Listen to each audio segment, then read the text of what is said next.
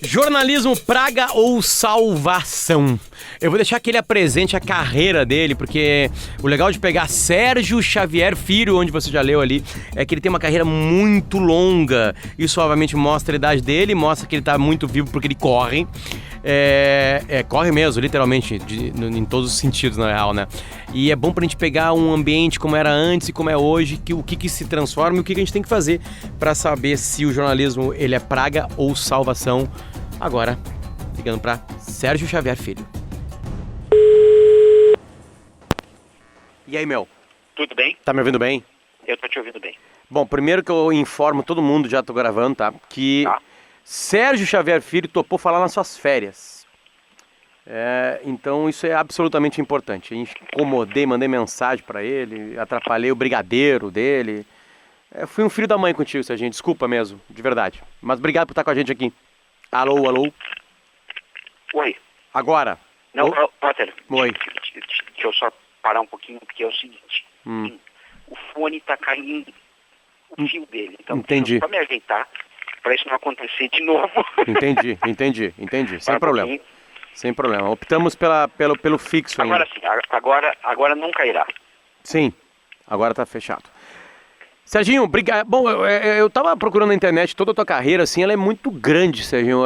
Linkada ao jornalismo, pode passar pra gente, assim, todas as redações, todos os CNPJs que preenchem essa tua carreira até agora?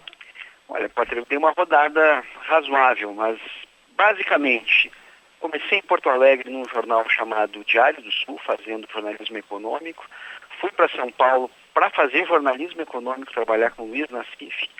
Aí depois fui para Isto É, e quando estava na Isto É já começou a história de Copa do Mundo de 94. Eu era já um editor que cuidava de algumas editorias e comecei mesmo com futebol, né? Cobri a Copa de 94 nos Estados Unidos pela Isto É. A partir dali, em 95 eu vou para Placar, e aí eu fico 21 anos na Editora Abril. Não consegui ficar todo o tempo na Placar, porque me deram umas outras missões, e aí eu acabei me mexendo com revista de turismo, viagem e turismo, Guia Quatro Rodas, revista Quatro Rodas, Playboy. Misturei um pouquinho de rádio, fui fazendo comentários de futebol na Band News FM, e desde 2015 eu estou no Sport TV. É mais ou menos essa é a minha trajetória. Qual é a grande mudança, Serginho? Porque eu acho que a provocação do título do podcast, que é jornalismo, praga ou salvação, todo mundo que a gente conversou aqui até agora entende que, não só a internet, vem a internet que muda, obviamente, uma ferramenta nova para tudo, para pesquisar, para se chegar nas pessoas, mas as redes sociais são, de alguma maneira, uma revolução, assim.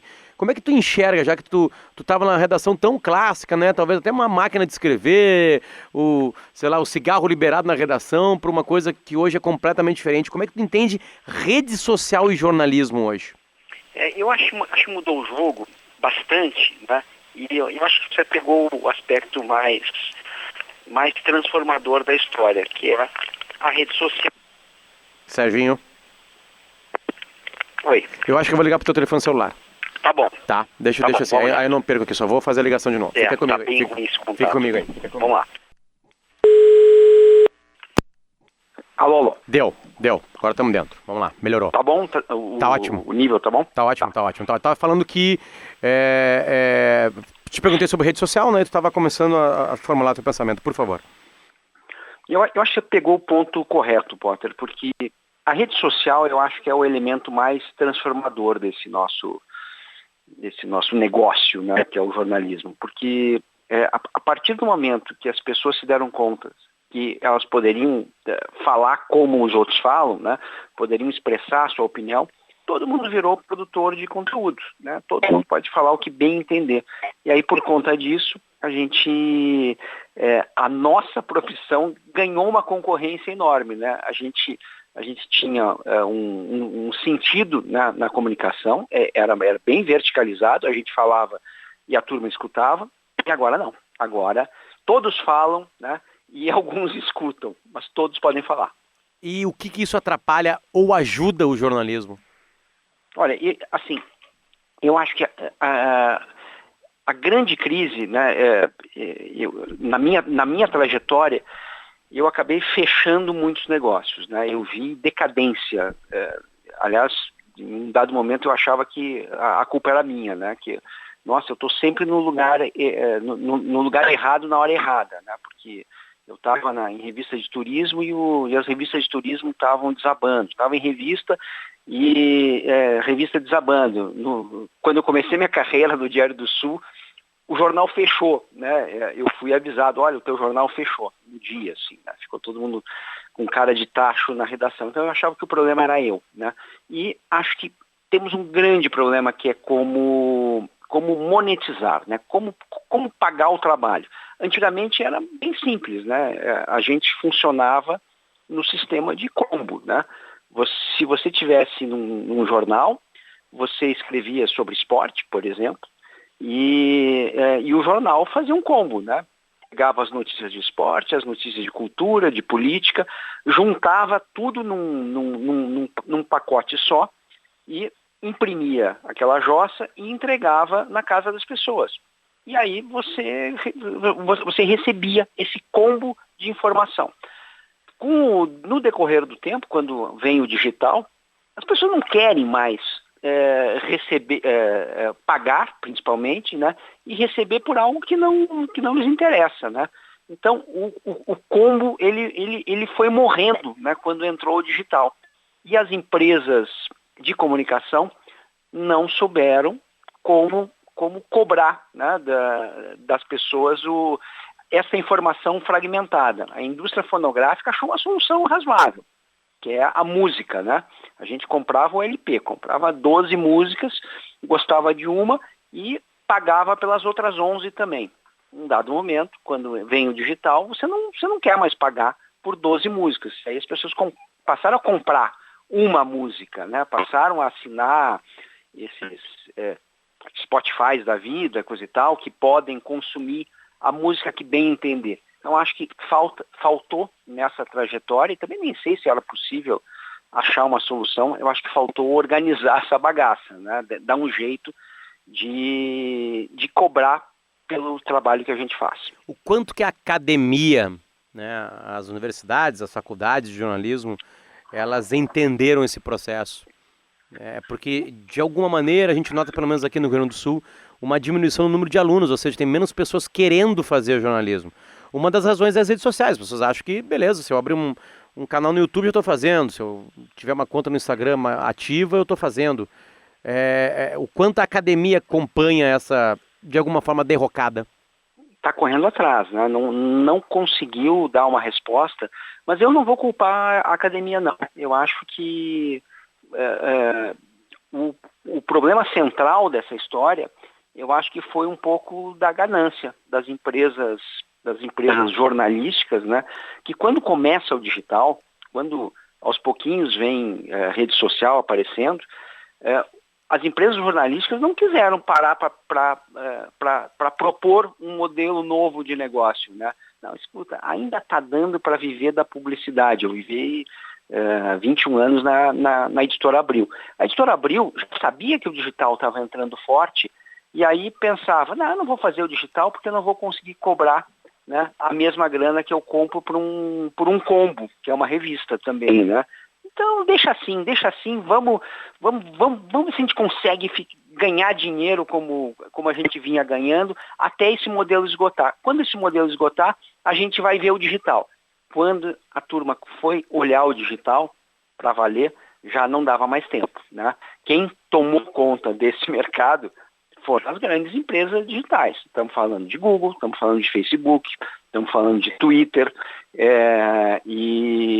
a Amazon, né? Esses caras, eles nasceram digitais e conseguiram passar a perna no mundo do mundo físico da venda de informação. Perfeito. Enquanto tu falava, eu ficava pensando assim que ao mesmo tempo, né, a gente tem audiências gigantescas de televisão ainda.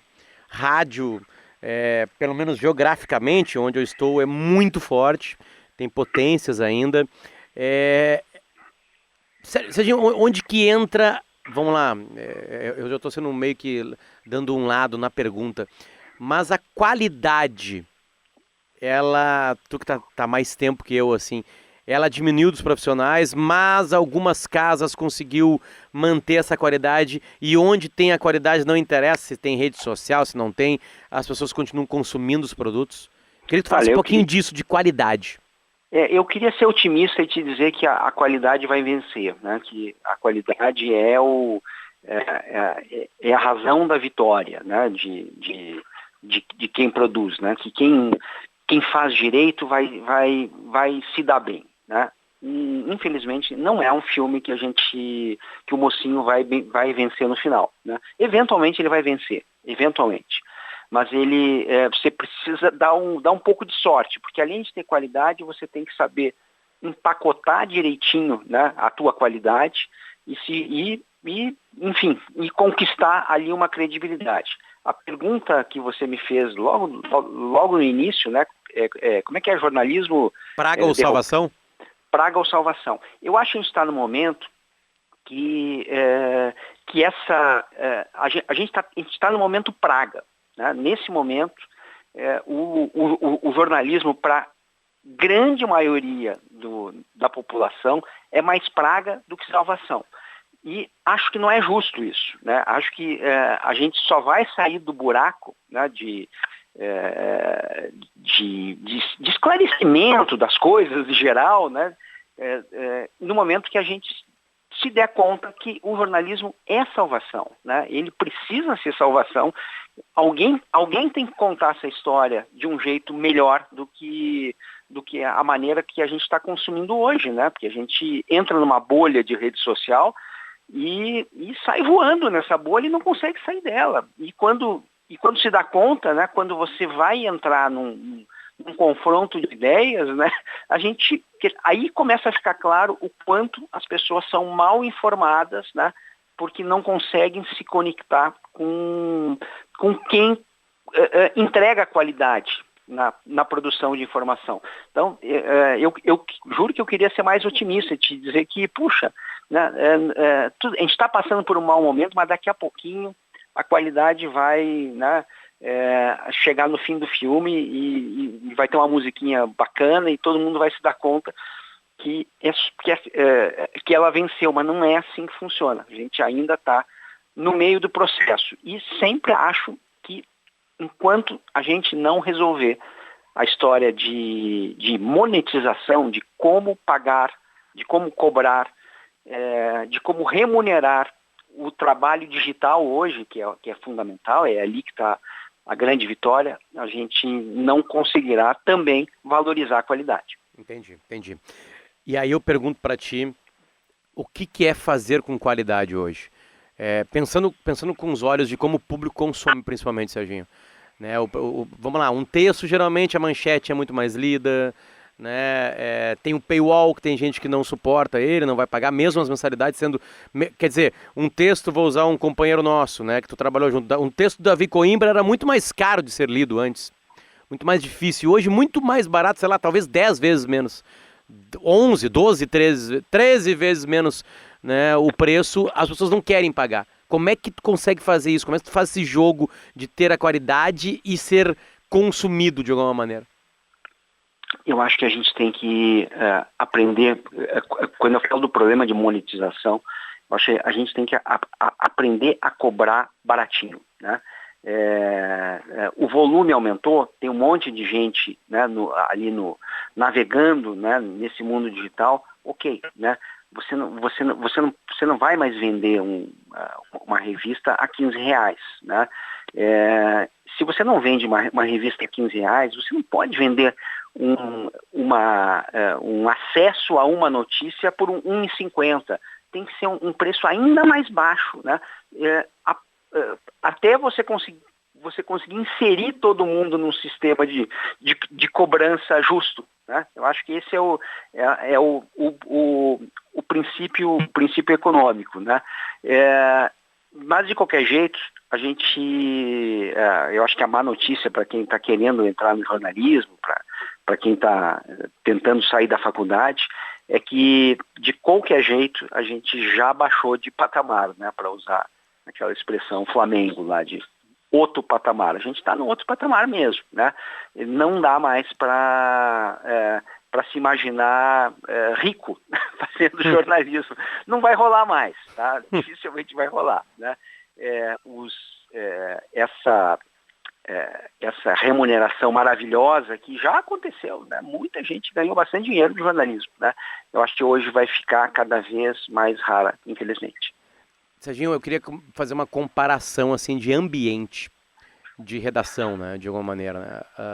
Vamos lá, vamos pegar uma redação da Placar quando tu entrou, quando não tinha aquela possibilidade ainda de o papel ser destruído e destronado, para um ambiente de redação, eu digo mesmo ambiente porque é esporte, né, de um Sport TV hoje. Quais são as diferenças? Eu não estou falando das empresas, de ambientes de empresa.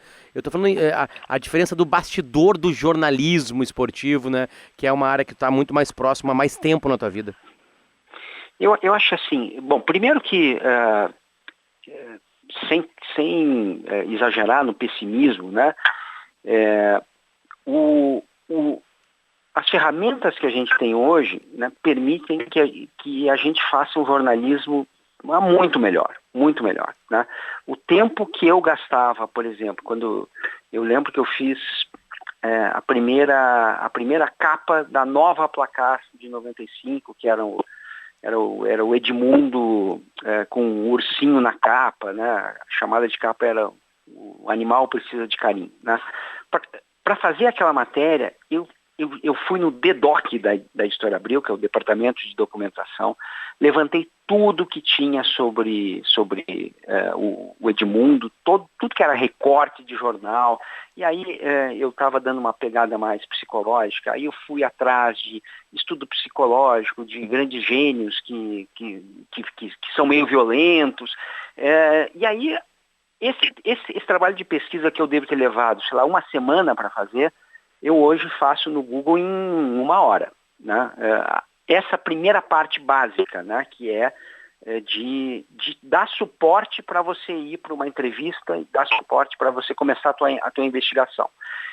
Antigamente, um fotógrafo, quando ia fazer um jogo da Placar, ele levava, sei lá, 10 rolos de filme de 36 poses, mais ou menos, né, e saía clicando com o disparador dele, coisa e tal, com o motor, mas ao mesmo tempo ele não saía clicando tudo, porque ele sabia que ele só tinha 10 rolos, né? O cara que hoje faz foto digital, esse cara é ilimitado, né? A possibilidade que ele tem de fazer fotos é ilimitada. Ele pode, se quiser, tiver lá um cartão para colocar na máquina dele, ele enfia o dedo no início e ele praticamente filma o jogo, né?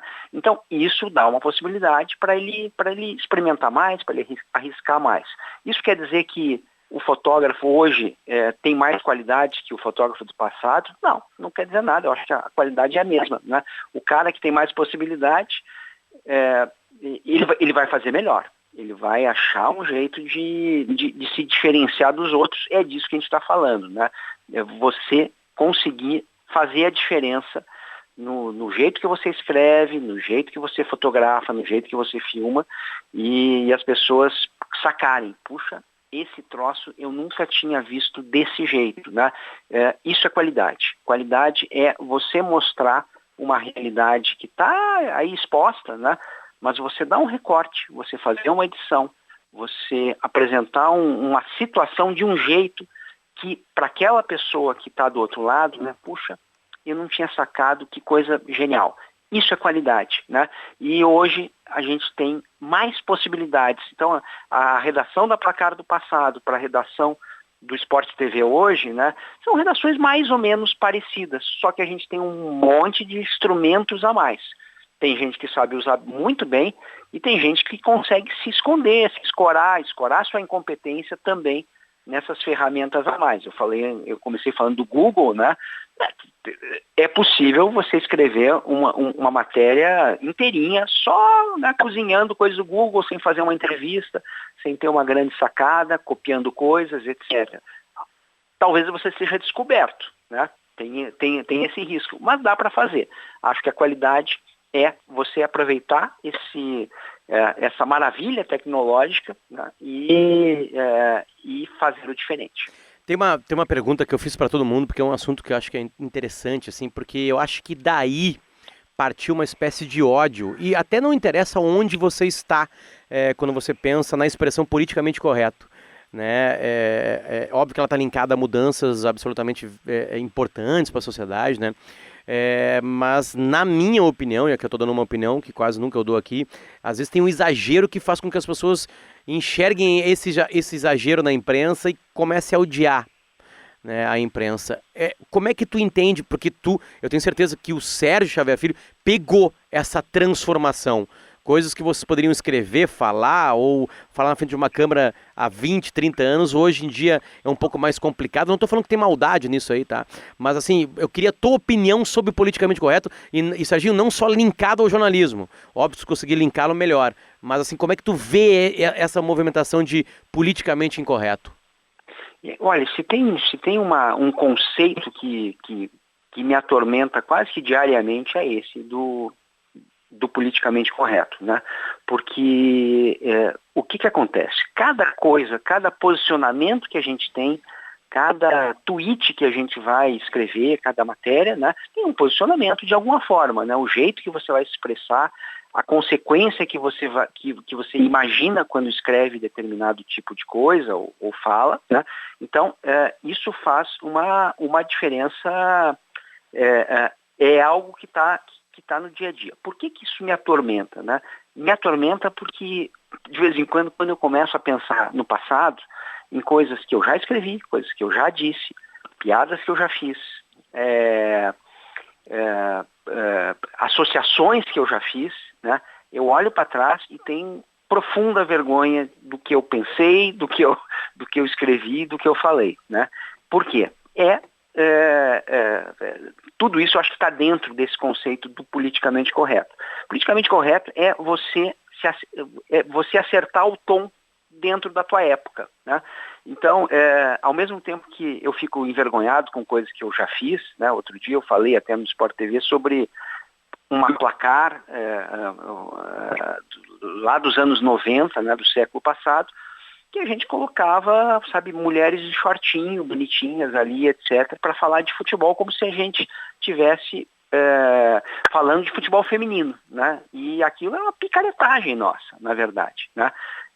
Porque a gente só queria botar, né, a gente só queria audiência, né? Então a gente não estava querendo valorizar o futebol feminino, a gente estava puxando a brasa para nossa sardinha e vice-versa. Só que na época, né, e aí eu tentei me colocar um pouco na época, será que eu era um canalha na época? Né? Eu acho que não era. Eu acho que eu não era um canalha. Eu acho que o código daquela época era esse.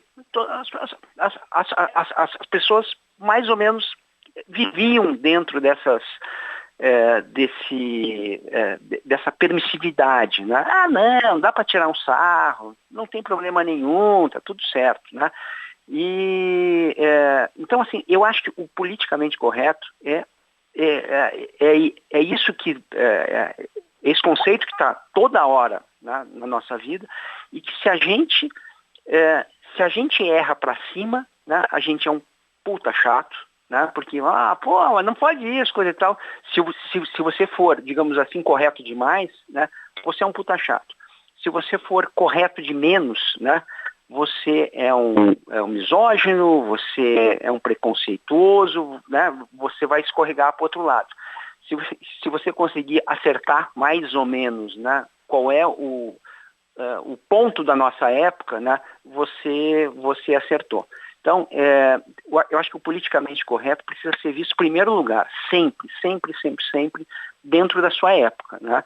Senão a gente vai começar com os cancelamentos de Monteiro Lobato, etc., né? Porque, olha só, ele tratou, né, tia Anastácia com ar racista. Velho, aquilo não era racismo naquela época. Hoje é. Né? Então, a gente precisa fazer essa distinção sob pena, né, de começar a detonar coisas que a gente não devia detonar, como, por exemplo, o Monteiro Lobato. Eu não te perguntei o principal ainda do podcast, né? e use o exagero da pergunta, do questionamento, que é para provocar mesmo. O jornalismo é uma praga ou uma salvação? Não, é uma salvação. É uma salvação. A gente está no momento praga, mas ele é muito libertador, ele é muito salvador, ele é esclarecedor. Eu, na minha primeira descrição, quando você perguntou sobre os lugares que eu trabalhei, eu acabei omitindo talvez o lugar mais importante que eu tenha trabalhado, que foi a revista Runners, uma revista americana de corrida que veio para o Brasil. E quando eu comecei a fazer essa revista, na Abril, eu não tinha a menor prática, digamos assim, com o tal do jornalismo de serviço, né? Na Runner a gente não falava sobre os grandes corredores, sobre o Marilson, sobre o Bikila, etc. A gente falava sobre a pessoa que estava querendo começar a correr, a pessoa corria um pouco mais rápido, etc. E aí a gente faz uma revista inteira para ajudar, para dar dicas, para tentar melhorar a vida dessas pessoas. E esses meus 8 anos de Runners me renderam uns 5 livros que eu fiz depois sobre corrida, e são todos eles baseados nesse ramo do jornalismo, que na minha opinião, é o ramo mais bonito do jornalismo, que é o jornalismo de serviço. É você sentar e tentar fazer prestação de serviço sem ser chato, né? Apresentar, contar histórias que inspiram, né? E aí eu acho o ramo mais bonito, porque no final das contas, quando você se depara com o público, né? Vem as grandes recompensas. Puxa, eu tinha, sei lá, 120 quilos, aí eu li uma matéria de vocês, não sei o quê, e aí eu comecei, e eu estou bem, e hoje eu tenho um filho, meu filho é saudável, não sei o quê. Então, você tem muita possibilidade. Então, isso é parte do jornalismo de serviço. O jornalismo mais tradicional, que é esse que você faz toda manhã no teu programa, que é de falar dos assuntos do dia, etc., você pode ser também libertador no momento que você dá uma visão, que você consegue esclarecer algo que o cara ouvindo no rádio, dentro da bolha social dele, da bolha de rede social, o cara estava completamente enganado, não ouviu uma versão, vocês entrevistaram alguém sobre aquele assunto. Então, esse jornalismo não é praga, ele é salvação, ele salva, talvez ele não salve a vida do cara, mas vai salvar o dia, né? Vai salvar uma conversa, vai salvar um posicionamento que o sujeito estava indo com informações erradas, ele estava formando um conceito equivocado também. Então a gente tem a obrigação, acho que de ter um compromisso com essa verdade. Mas verdade é algo tão subjetivo, cada um tem a sua verdade. Mais ou menos. Quando você quando você passa por um banco universitário, e aí eu valorizo a faculdade de jornalismo, eu acho que a gente acaba aprendendo que a busca pela verdade ela é utópica, né? Porque há muitas verdades de fato, mas quando você tem essa honestidade de ser o mais justo possível para contar uma história, isso acaba passando para os outros e vira muito mais salvação do que praga. Jornalismo esportivo. Outra pergunta que tu pode mostrar pra gente a diferença. Ele é mais entretenimento do que jornalismo hoje em dia? Eu acho que é. E tá certo ou tá errado? Eu acho que é mais ou menos por aí. Não sei se tá certo ou tá errado, porque o esporte, ele não é um entretenimento na vida das pessoas, acho que é um pouco também, né? Tem espaço sim para fazer um jornalismo mais hard, né? Um jornalismo mais pesado, de descobrir histórias, tem espaço, mas o grosso, né, da produção jornalística esportiva é mais voltada a um entretenimento, né? A você tornar o momento que o cara está descansando, vendo um jogo, ou xingando o outro vendo o jogo, que dá no mesmo também, é uma forma de entretenimento, né? De você tornar esse momento mais proveitoso, né? Se você está narrando com uma narração precisa, você dá as informações ali do jogo, do evento, ou engraçada, né? Botando um pouco de humor, às vezes precisa botar humor, sobretudo em jogo chato, pô.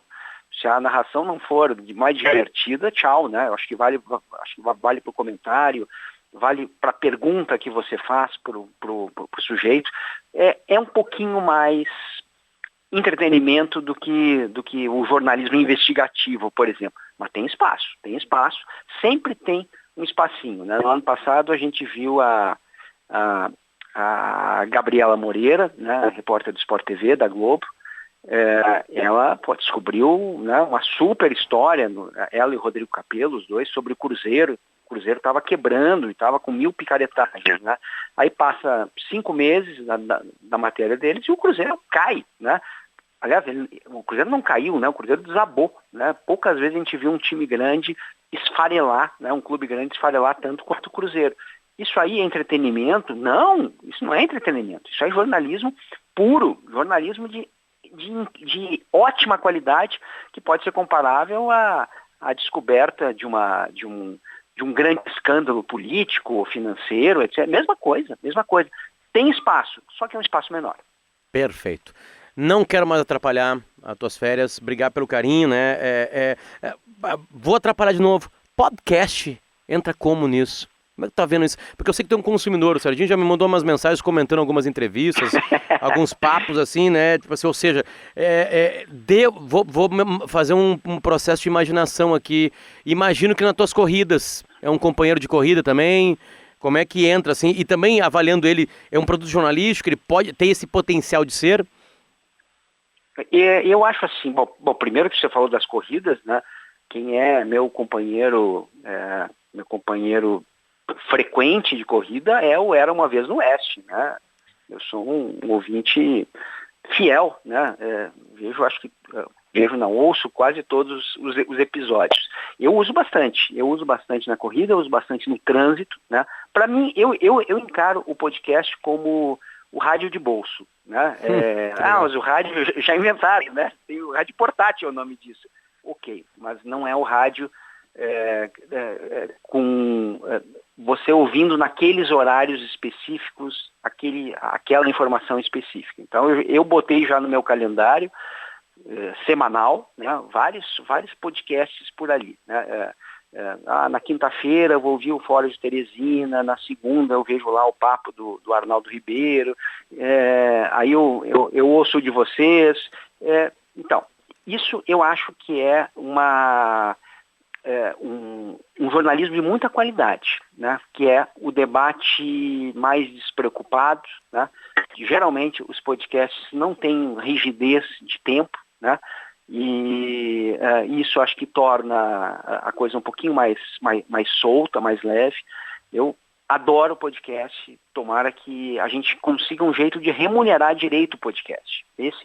Essa é outra questão que a gente começou falando no início dessa conversa, que é fundamental. Não adianta a gente ficar pensando em jornalismo se a gente não pensar em como remunerar o jornalismo, né? Porque é uma atividade super importante, mas é uma atividade que deveria ser profissional, né? Pode ter o colaborador, pode ter o médico que adora falar sobre determinado assunto, ok, tá tudo certo, né? Mas para a gente querer jornalismo de qualidade, a gente tem que saber remunerar também. Sérgio Xavier Filho, obrigado pelo carinho e acho que foi muito proveitoso. É bom, uma outra coisa do podcast legal, não estamos ganhando ainda, mas uma coisa legal é que ele claro, tu pode colocar ele como tu quiser, mas ele tem uma tendência a ser mais atemporal, né? Ele pode ser mais crocante daqui a uma semana, um mês, às vezes até mais, né? Com assuntos mais, né? Isso é uma coisa interessante. O rádio, ele cada vez mais está próximo do minuto, né? De alguma maneira, né? É uma particularidade dele, né? Do rádio, né? Acompanhar aquilo muito próximo, né? Então, acho que o podcast está pegando esse espaço do áudio, né? Para uma coisa um pouco mais conversada. Como tu disse, o tempo pode ser infinito. E é por isso que a gente gosta de fazer. Obrigado por vir aqui comigo, aqui, fazer um esforço todo de estar no teu quarto e dar no meio das férias, poder falar desse arenoso assunto que é o jornalismo atual. Obrigado. Obrigado, foi um prazer. E eu adorei que você me... tudo bem, teve um momento que você me perguntou sobre jornalismo esportivo, né? Mas a conversa inicial foi sobre jornalismo, né? Que é a coisa que mais me apaixona na vida, né? Mais que o esporte, mais que o futebol, é o jornalismo.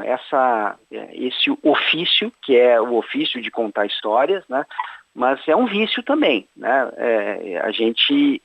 Eu sou muito viciado em jornalismo, né? Só um pequeno parênteses, né? Eu estava no 11 de setembro, né? Eu estava na revista Placar na época e cheguei na redação ali no momento antes de desabar a primeira torre gêmea, né? E eu lembro que tinha a Liga dos Campeões à tarde, né? Eu tinha os meus colegas Arnaldo Ribeiro na época, o Gia Ode, que hoje está na ESPN, e aí começou aquele negócio, né? E a gente vendo CNN, Globo News, nem sei se tinha Globo News na época, mas a gente vendo a TV, e tinha só uma TV na redação. E aí, de repente, vem não sei se o Arnaldo, o Jean, ou os dois, eu era o chefe, né? Disse, olha, a gente vai ter que ver a Liga dos Campeões, né? A gente vai ter que mudar de canal na hora, né? Eu xinguei os dois. Eu só não dei uma voadora em cada um deles, né?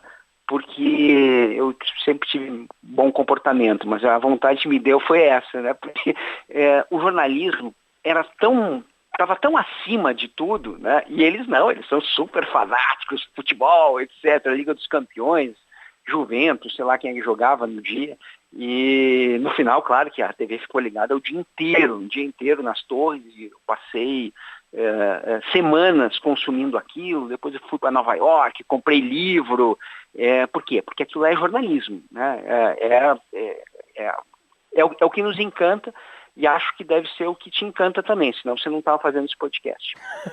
Obrigado, Serginho. Volte sempre, cara, e continua nos ouvindo. Obrigado pelo carinho. Abraço. Até mais, tchau, tchau. Bom descanso aí. Valeu. Carlos Couto nas gravações. Exatamente isso. Obrigado, Carlinhos Couto. Carlinhos Couto? Nunca te chamei de Carlinhos Couto. Beleza, então tá, Carlinhos. Obrigado. Este é o podcast Potter Entrevista. Nessa temporada perguntando se o jornalismo é uma praga ou uma salvação. Espalhe ele pelo mundo aí e assim a gente vai seguir perguntando, certo? Obrigado pela audiência. Tchau, tchau.